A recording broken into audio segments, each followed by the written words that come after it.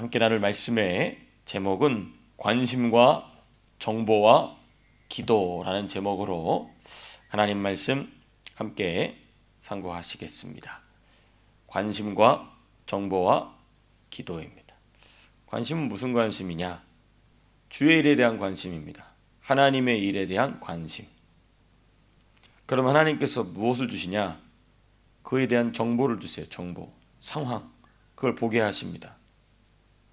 그리고 기도하게 되죠. 그래서 이 세 가지가 이 느헤미야 1장에 있는데 우리가 하나씩 말씀 붙잡고 말씀 통하여 하나씩 살펴보시겠습니다. 먼저 우리 1절에서부터 3절까지 보실 텐데요. 1절에서부터 3절까지는 무슨 내용이냐?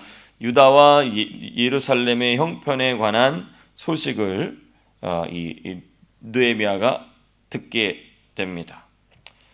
1절에 보니까 느헤미야가 어디에 있느냐 보니까 수상궁에 있다고 그랬어요. 왕궁입니다. 그 다음 2절 내 형제들 가운데 하나인 하나니가 두어 사람과 함께 유다에 갔다 왔다는 것이죠. 그래서 느헤미야가 물어봤더니 이런 어려운 상황이 있더라라는 것을 보고받습니다. 그게 이제 1절에서 3절까지 내용이죠.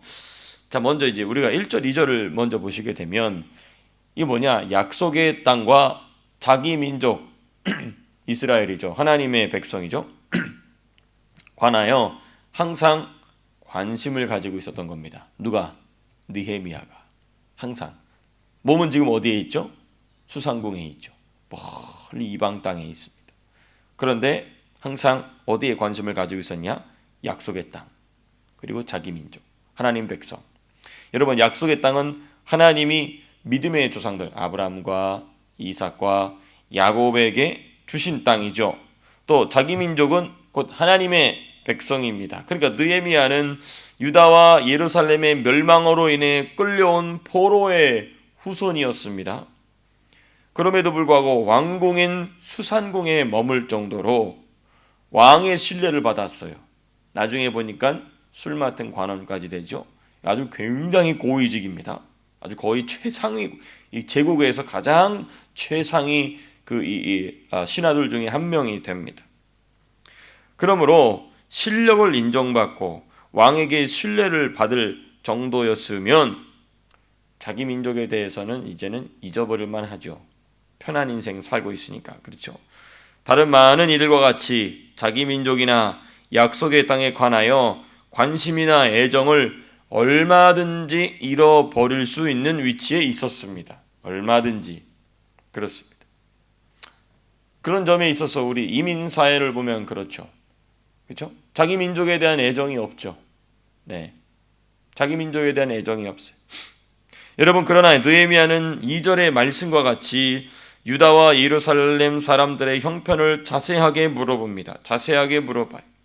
여러분, 이렇게 하나님께서는 하나님이 약속하신 땅과 하나님의 백성에게 대하여 자기 일처럼 관심을 뒀다는 겁니다. 이게 참 중요한 것입니다.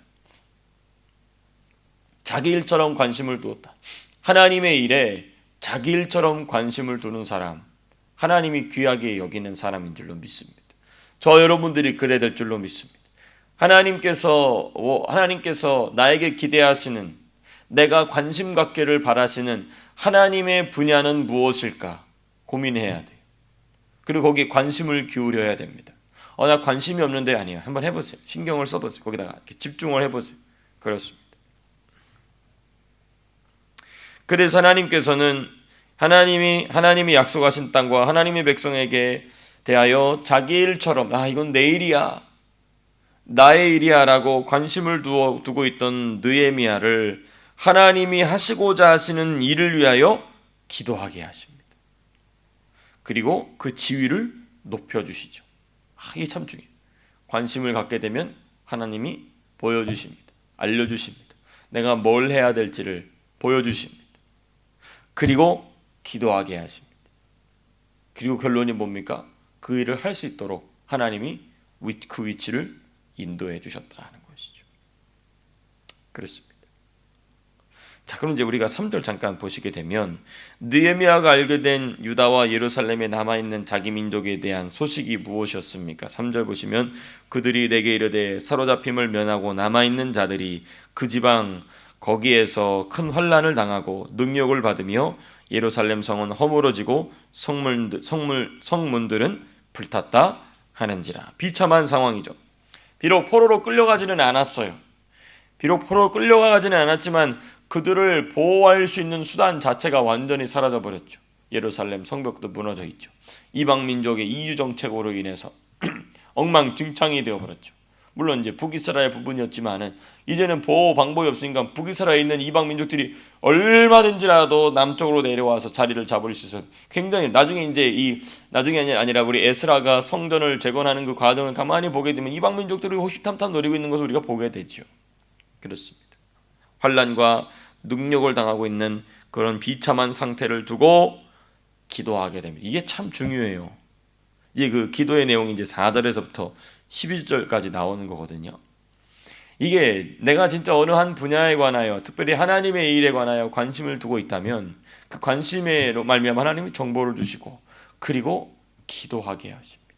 기도가 나오게 하시죠. 너무너무 중요합니다. 여기서 조금 지혜를 사용해 본다면 이런 것입니다. 하나님, 나의 일이 하나님의 일 되게 하여 주시옵소서. 내가 하고 있는 일이 하나님의 일 되게 하겠습니다. 이게 지혜로운 겁니다. 이게 지혜로운. 하나님의 일은 하나님의 일이고 내 일은 내 일입니다. 가장 미련한 삶의 모습이죠.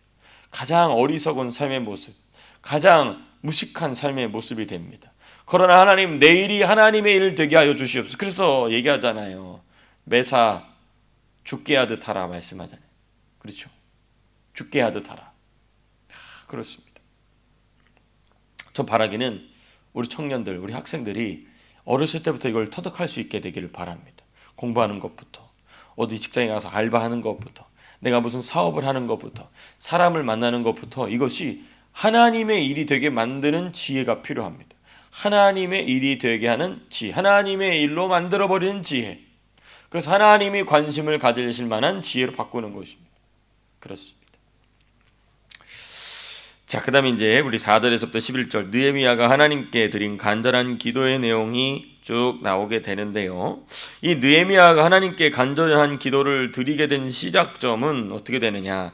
자기가 늘 관심을 가지고 있었던 약속의 땅과 그리고 자기 민족 곧 하나님의 백성인 이스라엘에 관한 소식 때문이라는 점, 제가 반복하여 지금 말씀드립니다마는 이 원리는 지금도 적용된다는 것입니다. 지금도 동일하게 적용됩니다. 하나님은 하나님의 일에 관심이 있는 자에게 상황과 사실에 대한 정보를 주세요. 관심을 가져야 돼. 관심.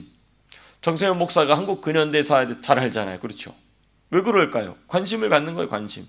깊이 관심을 가지고. 왜 관심을 갖게 된 계기는 이겁니다. 한국 교회사 때문에 그래요. 한국 교회사를 공부해보다 보면은 도대체 이 교회 주변에 일어났던 이 상황은 도대체 뭐냐는 거예요. 가만히 들여다보면은 개판인 거예요. 정말 어제 잠깐 나눴지만 개판이야. 개판. 엉망진창. 진짜 똥망진창. 그런데 그 엉망진창인 상황을 너무나 그럴싸한 역사로 바꿔넣어서 가르치고 있다는 것입니다. 여기 뭔가 큰 거대한 잘못이 있다. 관심을 가지고 수년간, 정말 수년간 유튜브만 봐도 제가 몇천 개를 봤어요. 진짜 몇천 개 봤어요. 이제 숫자를 셀 수가 없어. 지금 8천 개가 넘어가 버려가지고 계속 또 듣고 운전할 때마다 듣는 거예요. 그리고 잠깐 짬 날 때마다 계속 듣는 거예요. 하도 듣다 보니까 2배속도 느려져. 2배속도 느리게 들려져. 2배속으로 유튜브 들어보신 적 있으세요? 그렇죠? 필요하실 땐 그렇게 들으시죠. 너무 느려. 근데 요즘 보니까 프리미엄으로 하면은 전 2.7배속으로 들어요. 모든 영상 2.7배속. 바다다다다. 아무도 못 알아들어. 나는 알아들어. 그럴 정도로 막 계속 관심이에요. 관심. 그렇습니다. 그리고 관심을 갖게 되면 하나님 정말 신실한 분이세요. 그렇게 그 하나님이 관심 있어 하시는 부분인 게 틀림이 없어. 예. 왜냐하면 거기서 모든 거짓말이 다 나오니까. 그렇죠. 그래서 하나님이 상황과 사실에 대한 정보를 주시고, 그리고 그 정보를 얻게 된 그 사람은 하나님의 마음으로 굉장히 나라와 민족을 향하여 우리와 같이 마음이 간절해지는 이유가 무엇입니까? 관심을 가지니까. 나라와 민족에 대해서 관심을 갖고 조금만 찾아보니까 어떻습니까? 정말 예수 믿지 않는 사람이면 절망하고 좌절하여 주저앉을 수밖에 없는 상황이라는 것이 현재 상황이죠. 근데 우리는 그 마음을 끌고 나와서 하나님 앞에 애통함으로, 느헤미야가 지금 이런 겁니다. 완전 절망 그 자체, 그 비참함 그 자체, 그리고 그 마음이 기도의 원동력이 돼서 하나님 앞에 간절히 기도하게 되었다는 것입니다. 여러분, 이때 지혜로운 성도, 반복하여 말씀드려 죄송합니다마는 이때 지혜로운 성도는 자기의 인생을 하나님의 일과 연결시킴으로 자기의 일이 곧 하나님의 일이 되게 해야 된다는 것입니다. 너무너무 중요한 사실. 그렇습니다. 그럼 이제 기도의 내용 하나씩 보시겠습니다.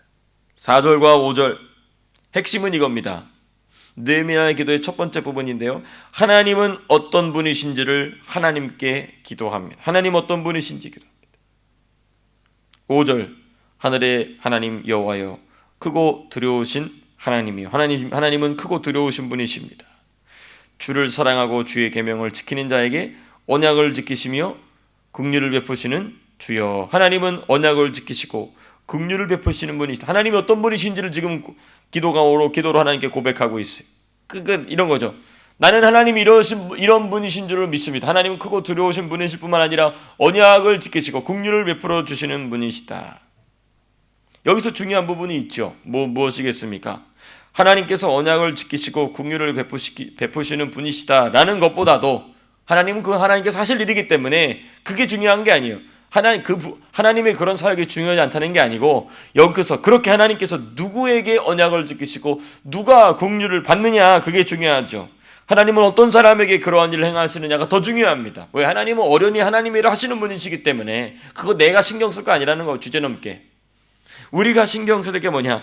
하나님은 입으로만 감정적으로만 하나님을 사랑한다고 표현하는 자가 아니고, 입으로나 감정적으로나 플러스 하나님의 율법을 지키는 것으로 하나님을 향한 자신의 사랑을 드러내는 자에게, 확증하는 자에게 언약을 지키시고 긍휼을 베푸시는 분이시다.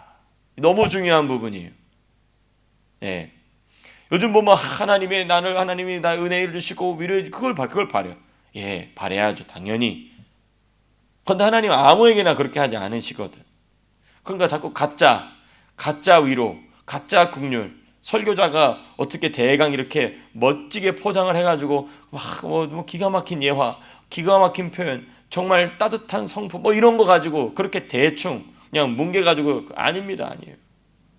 예수님 말씀하시잖아요. 하나님을 사랑하는 자는 무엇을 지킨다? 그의 무엇을 지킨다고요? 그의 계명을 지킨다 그랬단 말이에요. 그렇습니다. 그게 하나님의 사랑을 받고 긍휼을 받고 하나님이 이 약속하신 언약을 지키시는 사람의 너무 중요한 조건입니다. 영적인 조건이. 두 번째 기도 제목 6절에서 8절, 두 번째 기도의 내용, 다른 거 없죠. 하나님께 드리는 철저한 회개의 기도입니다. 철저한 회개의 기도. 자신과 자신의 아버지 집과 그리고 자기 민족이 하나님 앞에 범죄한 것을 자복하는 기도예요. 하나님 앞에 자복하는, 하나님 우리 이렇게 죄인입니다. 자복하는 회개의 기도.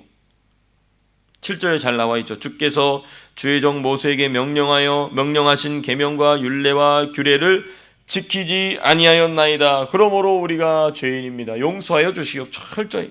특별히 이 회개의 기도를 맥락 안에서 보게 되면 이런 겁니다. 이스라엘 백성이 하나님을 사랑하지도 않았고 계명을 지키지도 않았다는 점에서 하나님이 우리에게 하신 언약을 지키실 책무나 하나님께서 우리에게 긍휼을 베푸실 만한 일체의 근거가 없습니다라고 얘기하고 있는 거예요. 그러니까 이런 거죠. 첫 번째 부분에서는 하나님은 자신을 사랑하되 무엇으로? 율법을 성실하게 신실하게 정직하게 지킴으로 하나님을 향한 사랑을 확증하는 자에게 긍휼을 베푸시고 언약을 지키시는 분이십니다 라고 첫 번째 기도했어요. 그 두 번째 기도 제목이 뭡니까? 그런데 우리 민족은 하나도 안 했습니다. 그러므로 하나님의 무엇을 받을 자격이 없습니다. 긍휼을 받을 자격이 있다 없다? 없습니다. 하나님께서 우리에게 하신 언약을 지키실 만한 어떠한 obligation, 하나님께서 어떤 responsibility, 책임이 없습니다 라고 고백하는 거예요. 두 가지가 상충하잖아요. 그런데 하나님 이거 원하신다는 것입니다. 하나님은 어떤 분이시고 그에 대하여 나는 어떤 존재였는지, 이게 너무 중요한 정직한 직면인 것입니다. 역설적인 기도가 되는 것입니다. 그러나 오직 성령이 밀어내시는 기도로만 할 수 있는 기도라는 점에서도 너무나 놀랍죠. 세 번째 부분이 9절에서부터 11절. 느헤미야의 기도의 세 번째 부분입니다. 하나님을 사랑하지도 않았고 하나님의 율법을 지키지도 않은, 아니 오히려 하나님을 미워하고 율법을 멸시하였던 이 이스라엘 백성들에게 남은 마지막 선택지 9절에서부터 11절까지 있는데요. 핵심은 9절입니다. 우리 9절 말씀은 같이 함께 읽겠습니다. 시작. 만일 내게로 돌아와 내 계명을 지켜 행하면 너희 쫓긴 자가 하늘 끝에 있을지라도 내가 거기서부터 그들을 모아 내 이름을 두려고 택한 곳에 돌아오게 하리라 하신 말씀을 이제 청하건대 기억하옵소서. 다른 방법 없습니다. 너무 중요한 무엇이냐? 만일 내게로 돌아와 내 계명을 지켜 행하면, 그렇습니다. 마지막 선택지, 하나님을 사랑하지도 않고 율법을 지키지도 않은 결과 하나님의 진노로 징계를 받게 된 이스라엘 백성이 선택할 수 있는 유일한 방법, 유일한 선택지 무엇입니까? 하나님을 사랑함으로 하나님의 율법을 지키기 위해 애쓰는 것이. 다른 거 없어요. 무슨 특별한 무슨 없어요. 하나님 말씀 지키는 것이. 하나님 말씀을 지킴으로 나는 하나님을 사랑합니다. 내가 하나님을 다시 사랑하겠습니다. 하나님과 화해하겠습니다. 하는 것이. 회개는 당연하고 그렇죠. 그 회개의 열매로서 하나님의 율법을, 하나님 원하시는 것을 행하고 지키겠습니다. 느헤미야는 이 부분에 자신의 모든 생각과 마음과 뜻을 온전히 담아서 기도로 하나님께 올려드리고 있습니다. 그렇습니다. 그리고 하나님께서 이 기도를 받으시고 응답하시죠. 그게 11절 마지막에 있죠. 11절 이렇게 시작이 됩니다. 주여 구하오니 귀를 기울이사 종의 기도와 주의 이름을 경외하기를 기뻐하는 종들의 기도를 들으시고 오늘 종이 형통하여 이 사람 앞에서 은혜를 입게 하옵소서 하였더니 그때에 내가 왕의 술관원이 되었느니라. 하나님께서 기회를 주시죠. 그렇습니다. 이게 진짜 중요한 겁니다. 우리 사랑하는 성도님들께서 이러한 기회를 붙잡게 되시기를 축복합니다. 더 중요하게는 우리 자녀들이 이렇게 하나님 주시는 기회를 잡도록 기도하게 되시기를 축복합니다. 너무너무 중요해요. 너무너무 중요해요. 하나님 앞에 자기의 일이 아님에도 불구하고 하나님의 일을 자기의 일로 끌어당기는 사람, 그리고 자기의 모든 일을 하나님의 일로 연합시켜버리는 사람, 그리하여 그것을 가지고 간절히 기도하는 사람, 그 사람에게 하나님 기회를 주십니다. 하나님께서 높여주실 줄로 믿습니다. 물질적으로나 관계적으로나 은사적으로나 환경적으로나 하나님께서 높여주시고 하나님이 원하시는 일을 그 사람을 통하여 이루게 되실 줄로 믿습니다. 그런 일을 위하여 우리 사랑하는 성도님들이 쓰임받게 되시길 바라고, 우리의 자녀들이 그렇게 쓰임받는 귀한 역사 있게 되시기를 주님의 이름으로 축복합니다. 제 기도하고 마치겠습니다.